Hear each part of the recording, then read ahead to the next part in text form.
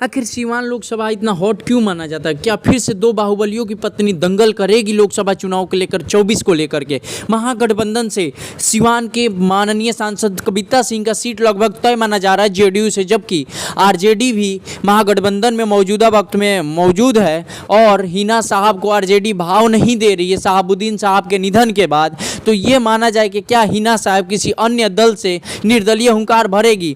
इन सभी चीज़ों का मैं आज इस वीडियो में विराम लगाऊंगा। आप सभी को सच सच बताऊंगा सीवान की राजनीति के क्या माहौल है। हिना साहब को लेकर क्या आरजेडी का मोह भंग हो चुका है? शहाबुद्दीन साहब के निधन के बाद वैसा कुछ भी आरजेडी के द्वारा हिना साहब के परिवार के लिए, हिना साहब के लिए ऐसा कुछ नहीं किया गया जिससे ये समझ में आए कि आरजेडी हिना साहब के साथ खड़ी हुई है। शहाबुद्दीन साहब जब तक थे तब तक आरजेडी शहाबुद्दीन साहब के लिए खड़ी थी और उनके मरते ही उनके परिवार के साथ आरजेडी का दूरी बना ले। बिहार के पूरे मुसलमान अवाम और शहाबुद्दीन साहब के समर्थक सभी लोगों की ये चाहत थी कि हिना साहब को राज्यसभा भेजा जाए। आरजेडी अब 2024 के चुनाव को लेकर अपना पल्ला झाड़ रही है कि हम गठबंधन में और गठबंधन के सीट शेयरिंग में जेडीयू के खाते में सीवान की सीट है, इसलिए हम हिना साहब को चुनाव नहीं लड़ा सकते। माना यह जा रहा है कि हिना साहब चिराग पासवान से काफी नजदीकियां बढ़ाई हुई थी कि एनडीए गठबंधन से चिराग पासवान की पार्टी से उनको टिकट मिल जाए और वो चुनाव लड़। भाजपा किसी भी कीमत पर अपने सीवान की सीट को कभी खोना नहीं चाहती, क्योंकि एक बार वो खो चुकी है